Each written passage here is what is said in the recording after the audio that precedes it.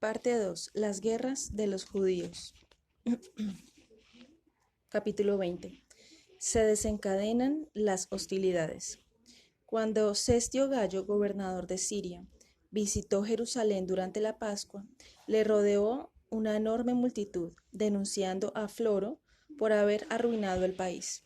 Floro, que estaba a su lado, se burló de sus protestas, pero Cestio prometió al pueblo una mayor moderación de parte de Floro en el futuro y se volvió a Antioquía.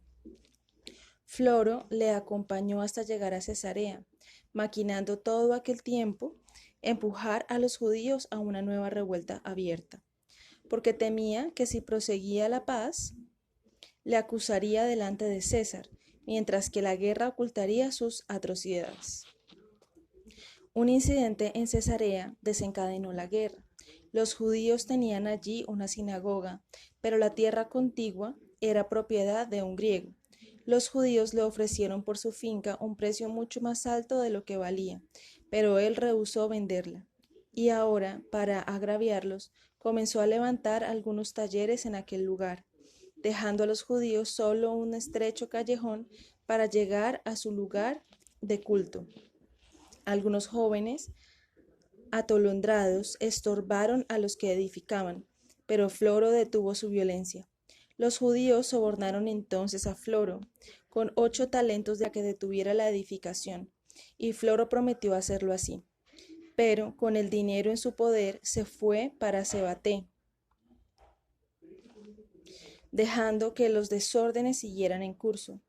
El siguiente sábado, cuando los judíos llegaron a la sinagoga, se encontraron con un pendenciero de la ciudad que había puesto una olla delante de la entrada, boca abajo, sobre la que estaba sacrificando aves.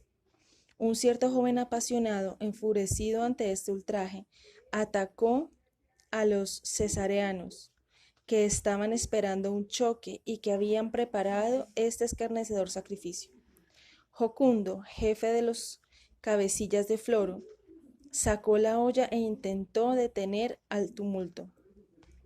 Los judíos tomaron una copia de su ley y escaparon a Narbata, a unos 11 kilómetros de distancia.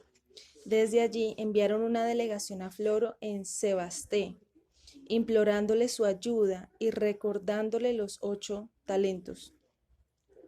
Pero Floro los echó en la cárcel por haber sacado una copia de la ley de Cesarea. Esta noticia causó profundo malestar en Jerusalén, aunque la población refrenó sus sentimientos. Pero Floro, decidido a impulsarlos a la rebelión, les arrebató 17 talentos de la tesorería del templo, alegando necesidades de la administración.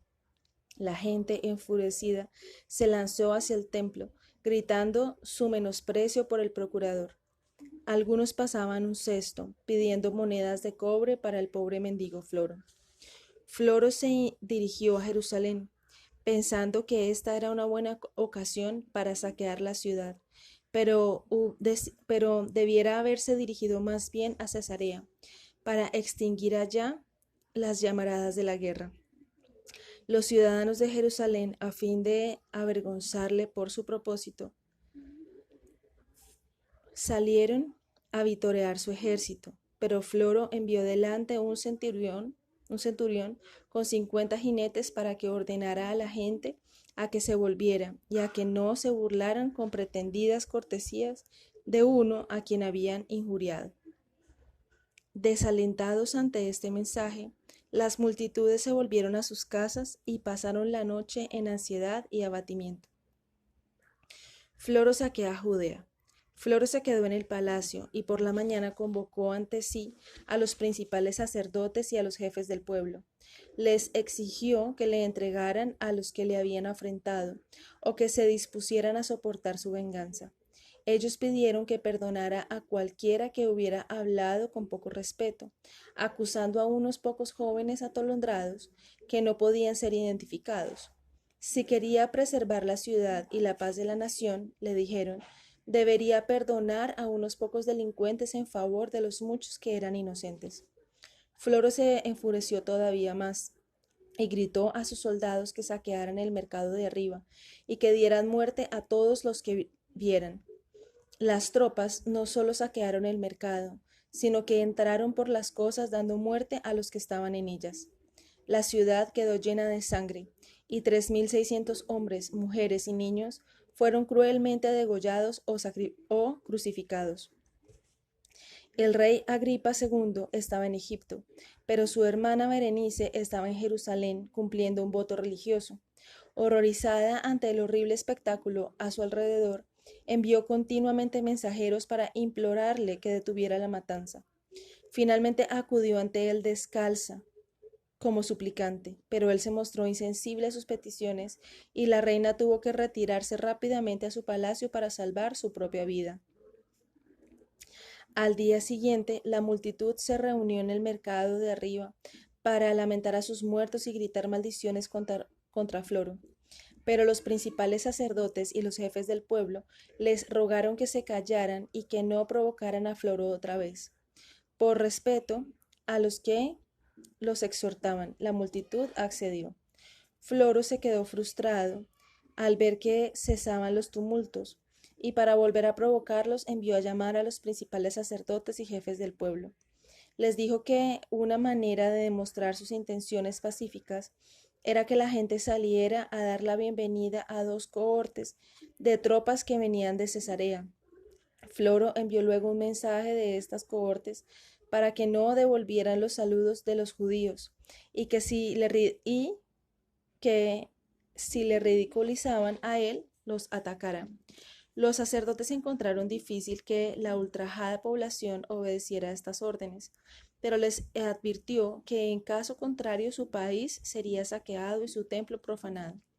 La gente accedió al fin y salieron a recibir a las tropas, a las que saludaron. Al no venir respuesta alguna de parte de las cohortes, algunos judíos rebeldes comenzaron a gritar contra Floro. Las tropas los rodearon y los atacaron con garrotes, mientras que la caballería perseguía y atropellaba a los que huían. Muchos cayeron bajo los golpes de los romanos, pero más todavía fueron aplastados y muertos en la desbandada hacia las puertas de la ciudad, cuando todos trataron de entrar en ella. Las tropas se precipitaron contra el pueblo, intentando apoderarse del templo y de la torre Antonia. Floro y sus hombres se lanzaron fuera del palacio e intentaron llegar a la fortaleza, pero se vieron impedidos por el pueblo, que obstruyó de tal manera las calles que no pudieron abrirse paso, mientras que otros atacaban a los romanos desde los tejados. Floro se retiró al palacio, pero los rebeldes judíos, temiendo que pudiera volver y apoderarse de la torre Antonia para conquistar el templo, obstruyeron los pórticos que unían los 2 edificios. Impedido ahora de saquear los tesoros del templo, Floro les dijo a los jefes de la ciudad que se iba, con la promesa de que mantendría la paz. Dejó una corte con ellos y se volvió a Cesarea con el resto de sus fuerzas. Agripa intenta evitar la guerra. Para conseguir una razón para nuevas hostilidades, Floro envió un informe a Cestio Gallo, acusando falsamente a los judíos de rebelión y acusándoles de aquellos mismos crímenes de que en realidad habían sido víctimas. Los magistrados de Jerusalén también escribieron acerca de los ultrajes cometidos por Floro, como también lo hizo Berenice. Cestio envió a uno de sus tribunos, Napolitano, Policiano en la edición de Clie, para que investigara el estado de las cosas en Jerusalén. De camino se encontró con el rey Agripa en Jamnia, el cual estaba de vuelta en Egipto, y le informó de su misión. También llegó a Jamnia una delegación de sacerdotes y de jefes del pueblo, para dar la bienvenida al rey. Después de presentarle sus respetos, los delegados lamentaron sus calamidades e informaron de la crueldad de Floro.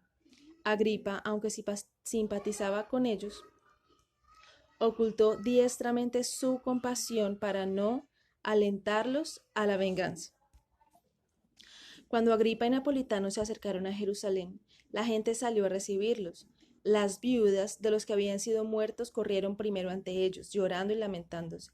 El resto le rogó a Agripa que les diera alivio e informaron a Napolitano de las desgracias que habían padecido bajo Floro. Al entrar en la ciudad, le mostraron cuán asolado estaba el mercado y cómo habían sido saqueadas las casas. Napolitano pasó por la ciudad y encontrándola en paz fue al templo y encomió a la población por su lealtad a los romanos, exhortándoles a mantener la paz. Luego tomó parte en el culto del templo desde la zona permitida y volvió a Cestio. La gente apremió ahora a Agripa y a los sumos sacerdotes para que enviara embajadores y acusara a Floro ante Nerón. Agripa no dio ánimos a esta misión, porque quería desalentar a la población de ir a la guerra. Los convocó en Sisto, y poniendo a su hermana Berenice en la terraza del palacio de los Asmoneos, les pronunció un largo y elocuente discurso, concediendo que los procuradores eran brutales, les dijo. No se sigue de ello de todos los romanos o sean injustos. No se sigue de ello que todos los romanos sean injustos. No nos envían gobernadores opresores de manera intencionada y no pueden en Occidente ver a sus funcionarios en el este. Después de haber dado una queja de vida, prosiguió él, vendrían sucesores moderados, pero sus esperanzas de lograr la independencia eran tardías.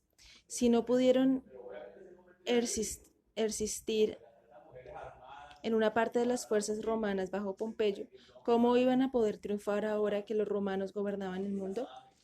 Cuando tantas grandes naciones habían sido sometidas, ¿cómo podían esperar los judíos alcanzar la victoria? Finalmente, les describió los horrores de la guerra y la destrucción que les sobrevendría a los judíos por todo el imperio, así como a ellos mismos, a su ciudad y al templo. Al final estalló en llanto, como también su hermana, y la multitud quedó conmovida. Pero muchos gritaron que no habían tomado las armas contra los romanos, sino solo contra Floro. Agripa les dijo, por vuestras acciones ya estáis en guerra contra Roma. No habéis pagado el tributo a César y habéis destruido las galerías comunicando con la torre Antonia.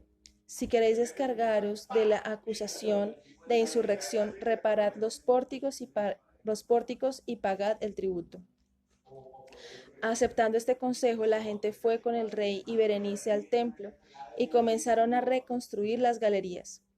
Los magistrados salieron por los pueblos para recoger los impuestos y en poco tiempo recogieron 40 talentos. El peligro de la guerra parecía haberse desvanecido, pero cuando Agripa trató de persuadir al pueblo a que obedecieran a Floro hasta que César Nerón mandara un sucesor, se exasperaron e insultaron al rey y le echaron de la ciudad. Algunos de los sediciosos incluso le echaron piedras y el enfurecido Agripa se fue a sus propios dominios. Un grupo de los más rebeldes atacó ahora la fortaleza de Masada y dio muerte a la guarnición romana después de apoderarse de ella.